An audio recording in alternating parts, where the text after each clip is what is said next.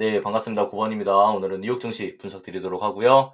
영상 시작하시기 앞서서 좋아요와 구독, 댓글은 언제나 큰 도움 되고 있습니다. 자, 전반적으로 나스닥이나 S&P 500 같은 경우는 상승으로 마감을 했고요. 러셀이 하락 마감하면서 대형주 위주의 상승, 그리고 중소형주 위주의 하락이 나왔지만 저는 결과론적으로 말씀드리자면은 금요일에 하락한 중소형주들도 결국 다음 주에 상승 랠리가 나올 것이다 라고는 말씀드리고 있습니다. 자, 장기적으로 지금 이런 악재들이 있어요. 자, 트럼프가 상호관세 위법에도 계속해서 관세를 부과하고 있다 해서 악재일까? 라고도 우려할 수 있지만 아니라는 거예요. 네. 결국 이 관세가 악재가 되기 위해서는 관세라는 것을 부과하고 나서 실제로 이게 위법 판결이 났을 때 다른 관세로 부과하지 못해야 되는데, 지금 트럼프가 하고 있는 것은 지금 관세가 위법 판결이 났으니까 그냥 새로운 관세 우리 부과할 거야. 그러니까 너네 긴장끈 놓지 마. 그냥 딱 이 정도로 끝나는 거거든요. 그래서 사실 크게 우려하지 않고 있습니다. 두 번째로, 자, 증시의 단기적인 반등을 예상하고 있는 것 중에 하나가 무엇이냐면은 실버가 실제로 4시간 본 기준에서 추세 상단을 강하게 돌파했어요. 제가 뭐라고 했었죠? 이 구간을 강하게 돌파할 경우에 최소한 10%에서 그보다 더 강한 상승이 한 번 정도 더 이루어질 수 있다라고 말씀드렸기 때문에, 자, 실버가 추세 상단을 돌파했다라는 것은 결국 금 역시도 다시 한 번 더 추세를 돌렸다라고 볼 수 있고요. 금이 현재 일봉 기준에서 가지고 있는 볼린저 밴드 상단, 즉 5,300에서 5,400 정도까지만 상승이 나와도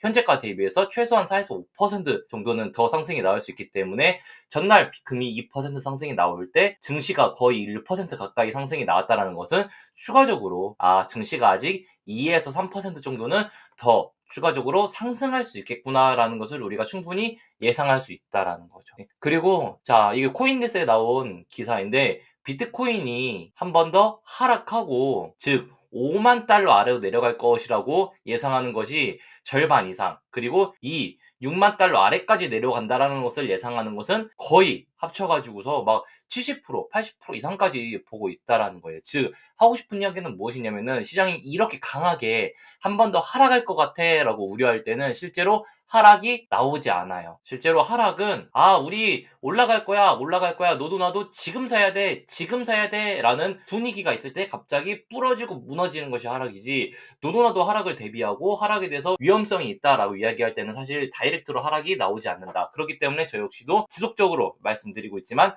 단기적인 상승은 나오는 증시다라고 계속해서 말씀드리고 있습니다. 자, 다음 주 실적 발표입니다. 다음 주 목요일에 엔비디아, 그리고 세일즈포스, 스노우플레이크, 아이온큐 포함해서 굵직굵직한 기업들이 많이들 실적 발표를 해요. 코어이 무독하고 있고요. 즉 우리가 이름만 들으면 한 번 정도는 투자를 했거나 아니면은 투자를 고민하고 있었거나, 템퍼스나 나비타스 등도 모두 동일한 거고요. 즉 드리고 싶은 말씀은 무엇이냐면은, 다음 주에 엔비디아를 포함해서 굵직굵직한 실적 발표들이 나올 때 결국 주가가 어디로 가겠느냐 하면은 개인적으로는 위로 올라간다라고 보고 있는 거예요. 자, 왜 그러느냐? 자, 직전에 IVG라고 해가지고서 이게 소프트웨어 관련주거든요. 굳이 이 ETF를 찾아보지 않더라도 무슨 소리냐면은, 자, 마이크로소프트, 아마존을 포함해서 요즘 대부분 이 소프트웨어 관련주들이 하락했어요. 엔트로피 포함해서 여러 AI 관련된 우려감들이 존재한 시황이었고요. 근데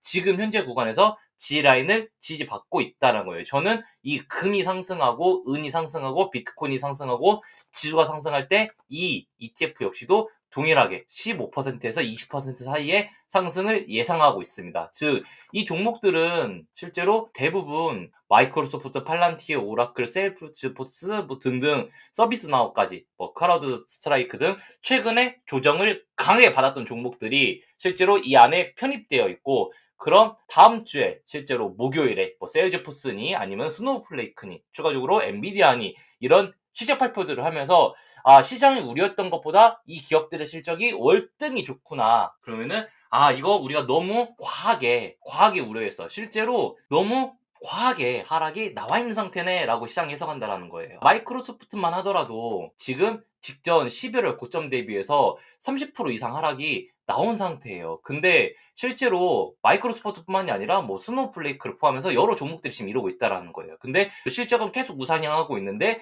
지금 주가가 그때 대비해서 거의 10%씩 세일하고 있다. 근데 실적 발표 나왔더니 직전 분기보다 실적이 더 좋대. 그러면은 사람들이 뭐라 생각해요? 직전 분기 주가가 500불인데 지금 300불이야, 400불이고. 근데 실적은 더 좋았대. 그럼 당연히 500불까지는 올려놔야지. 그리고 여러 가지 기관들이 계속해서 목표가 상향 조정, 상향 조정까지 이렇게 나와버리면은 다음 주에는 무난하게 상승장이 나올 수밖에 없다라는 거예요. 그렇기 때문에 개인적으로 단기적으로는 상승장을 예상하고 있다라는 거고요. 그러면 우리가 이 상승장이 어디까지 진행될지에 대해서도 좀 봐야 됩니다. 실제로 SPY를 기준으로, 즉 S&P 500 지수를 기준으로 보았을 때 저는 개인적으로는 이 파란색 화살표들이 움직일 것이라고 보고 있어요. 즉 무너질 것 같았으면은 실제로 SPY 같은 경우, 즉 지수 자체가 직전에 670포인트나 680포인트를 이탈하면서 밑으로 하락세가 나왔어야 돼요. 그러면은 무난하게 A, B, C로 빠지는 하락이 나왔을 거거든요. 근데 해당 구간에서 이탈하지 않고 실제로 2거래일에서 3거래일 정도 G라인을 만든 다음에 반등으로 만들어냈단 말이에요. 그러면은 이것은 시장이 무엇을 뜻하냐면은 지금 당장에 무너뜨리겠다라는 것이 아니라 G라인을 한 번 더 받고 위로 올리겠다라는 거예요. 이게 단기적으로는 최소 직전 종가 대비해서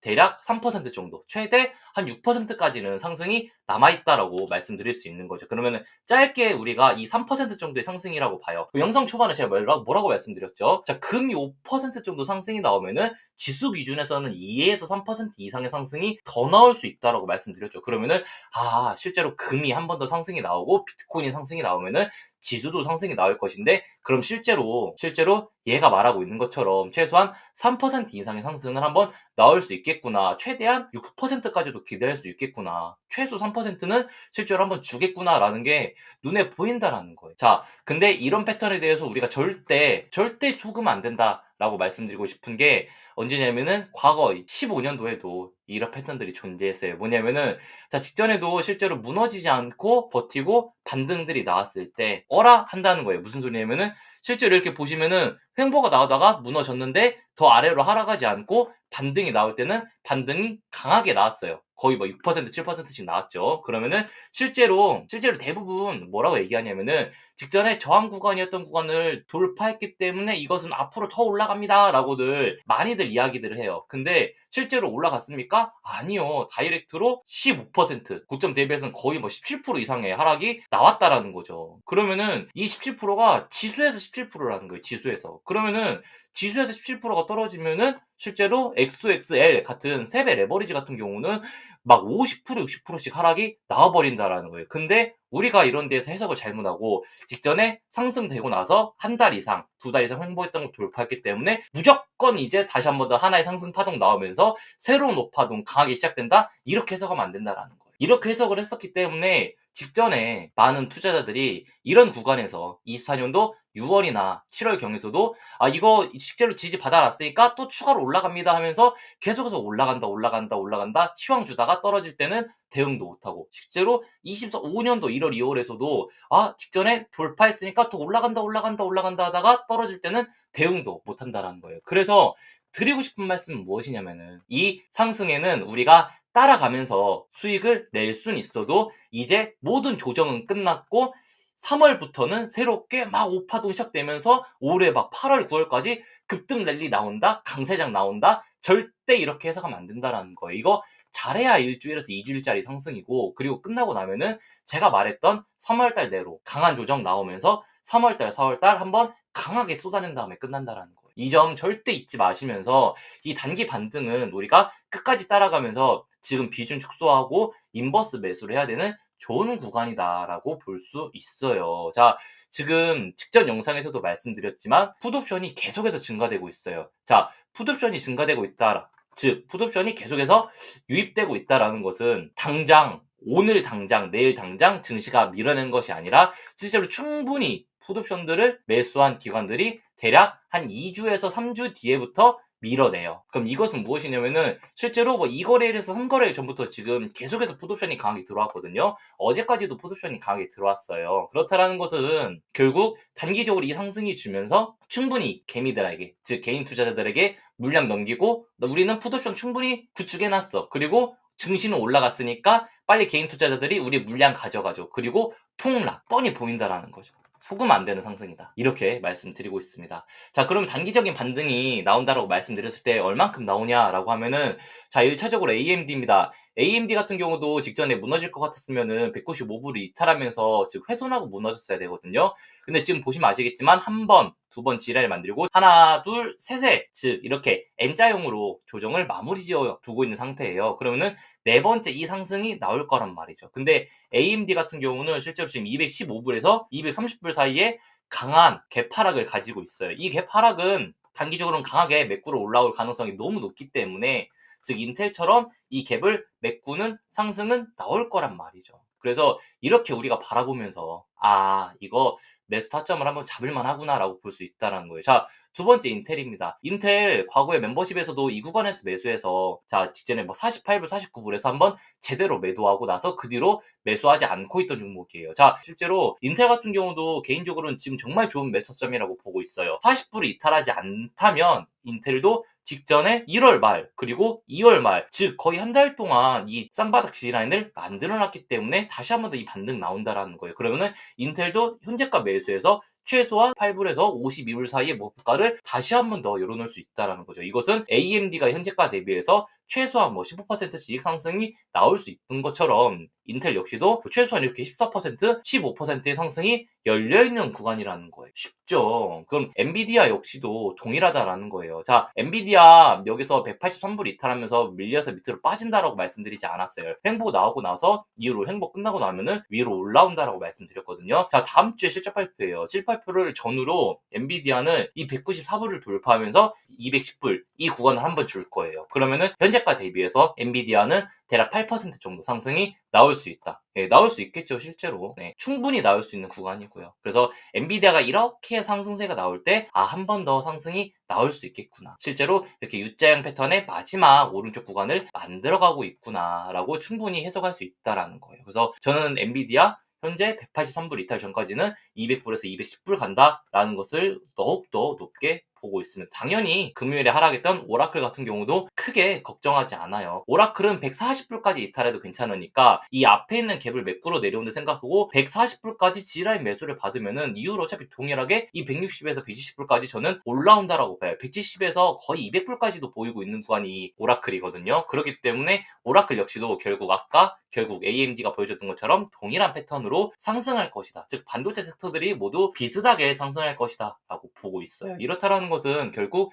XXX도 증권에서 조금 더 위로 올리겠다라는 것과도 같아요. 지금 이렇게 추세를 그려보고 있으면은 지금 해당 이 추세선의 상단이 최대 어디냐면은 대략 385불에서 390불 사이로 형성될 수 있다라는 거예요. 이게 사실 XXX가 지금 위에서 버티고 있는 게 절대 좋은 게 아니에요. 절대로. 그럼에도 불구하고 이 상승이 나올 수밖에 없기 때문에 지금은 상승이 나온다라고 말씀드리고는 있는데 자 최대한 지금 현재가 대비해서 21% 정도의 상승이면은 자라미 종목이 80불까지 상승이 열려있는 구간이긴 하다라는 거예요. 대신에 이 종목이 80불을 돌파하기 위해서는 확정적으로 70불을 돌파해줘야 80불에 도달할 수 있다. XXL 기준인데 제가 방금 전에 말씀드렸던 것처럼 왜 XXL이 올라가면 좋지 않냐라고 말씀드리냐면은 25년도 11월 21일 즉 저점 잡고 나서 이후로 XXL이 급등하고 있는 구간이고요. 동일하게 XXL만 올라가는 것이 아니라 샌디스크도 동일하게 실제로 11월부터 강하게 최소한 해당 구간 대비해서 거의 뭐 300% 이상의 샌디스크 상승이 나왔고요.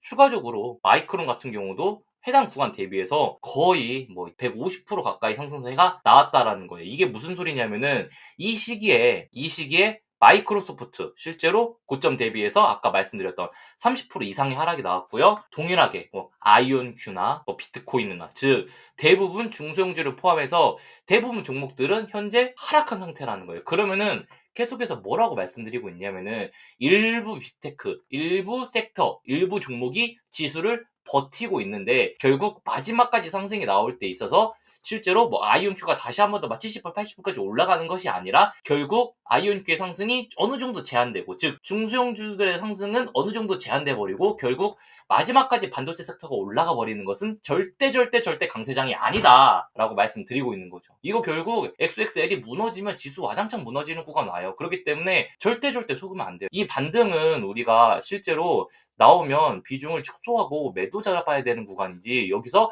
100불, 200불 간다고 믿고 따라가면 안 되는 구간이라는 거예요. 근데 아까 뭐라고 말씀드렸죠? 직전 전고점 돌파하는 거 절대 속으면 안 된다. 이 패턴 너무나 기본적인 패턴이다라고 말씀드리고 있다라는 거예요. 2015년도 기준에서 아까 말씀드리면서 이거 속은 사람들만 실제로 15% 이상의 손실을 보는데, 실제로 이게 직전 전고점 대비해서 돌파 나왔을 때 지수 기준에서는 대략적으로 3% 정도 상승이 나왔기 때문에 충분히 XXL 기준에서는 뭐 10%, 15%는 상승이 나올 수 있다라는 거예요. 근데 절대 속으면 안 된다. 계속해서 언급 드리고 있어요. 네. 단기 상승 이 종목은 75불에서 80불 사이에는 무조건 비중 축소해야 되는 구간이라고 생각하시면 될 것 같습니다. 네, 말씀드렸던 AMD, 인텔 포함해서 모두 반도체 섹터는 실제로 올라왔을 때 비중을 축소해야 되는 구간이라는 거예요. 자, 양자 섹터를 아까 처음에 말씀드렸기 때문에 자, 추가적으로 말씀드리면은 저는 아이온큐 한 40불까지는 올라올 것이라고 보고 있고요. 리게티 컴퓨팅도 20불, 그리고 디에이브 퀀텀도 무난하게 12불에서 24불까지는 반등들이 나올 것이라고 보고 있어요. 모두 이것은 패턴을 굳이 설명드리지 않아도 돼요. 세 개의 종목이 모두 동일하거든요, 지금. 자, 모두 다 지금 하나의 수렴을 가져가고 있고요. 실제로 G라인을 만들어가고 있고요. 자, 전날 하락세가 나왔지만 걱정하지 않는다. 결국 지수는 단기적으로 상승할 것이기 때문에 1거래, 2거래 정도는 같이 상승세가 나올 것이다. 근데 2월 6일 금요일에도 급등, 그리고 2월 13일 금요일에도 급등. 근데 이 급등이 계속해서 올라가면서 50불, 60불, 70불을 준 것이 아니라 실제로 계속해서 반도체 섹터만 상승세가 나오고 중소형주들 위주로 상승세가 나오지 못한다면은 아이온큐도 단기적인 상승 이후로는 다시 한번 밀린다. 그렇기 때문에 중요한 건 반도체로 최대한 수급이 몰리지 않고 전반적으로 공통의 수급이 들어야 된다라는 것을 꼭 기억해 주셔야 됩니다. 그리고 아이온큐는 무조건 40불을 돌파해야 이후로 무언가 더 올라갈 수 있다라고 해석이라도 가능한 자리. 지금은 아니에요. 지금은 이미 추세를 모두 다 이탈하고 나서 이 밑에 붙어있는 구간이기 때문에 단기적으로 추세를 이탈했을 때는 추세를 되돌리는 파동은 나올 수 있어도, 즉 이 추세를 되돌리고 그리고 하락 추세 상단인 이 40불을 돌파하기 전까지는 결국 단기 반등 이후로 15불까지 내려갈 확률을 더 높게 보기 때문에 자, 아이온큐 단기적으로 38불에서 40불 대에서 실제로 도달하면은 비중 축소를 해야 된다라는 거예요. 이 구간을 강하게 장대 양봉으로 돌파하는 순간만 50불, 60불 가요. 네, 이 점만 우리가 기억하시면 될 것 같아요. 이 구간을 실제로 장대 양봉으로 돌파할 경우 아이온큐는 숏 스퀴즈가 나오면서 다이렉트로 50불에서 60불까지 올라갈 것이기 때문에 이 점은 기억하시면 될 것 같고요. 자, 팔란티어입니다. 팔란티어 같은 경우도 실제로 하락이 나왔어야 하는 구간은 128불을 이탈하는, 즉 2월 13일, 14일, 15일경이에요. 근데 이후로 지금 4거래에서 5거래일 정도 계속해서 지랄을 만들고 있어요. 그렇다는 것은 팔란티어가 밑으로 하락한다기보다는 단기적으로 반등할 가능성이 높아요. 이 종목 단기적으로는 150불에서 150불 사이 보거든요. 근데 저는 팔란티어 여기서 조정 찍고 나서 이후로 새로운 신고가를 간다라고 보지 않고요. 단기적으로 반등 나온 다음에 결국 무너진 추세 되돌리지 못하고 한 번 더 빠지면서 저는 팔란티어 100불에서 110불 봅니다. 즉 그래서 저는 아까 계속해서 말씀드리고 있지만 이 반등이 막 크고 막 끊임없이 올라가는 것이 아니라 적당히 반등 나오고 나면 자르고 끊고 그 다음에 인버스 대응하고 하락 대응할 것이다. 이 상승 길어야 1주에서 2주다. 계속해서 말씀드리고 있는 거예요. 그래서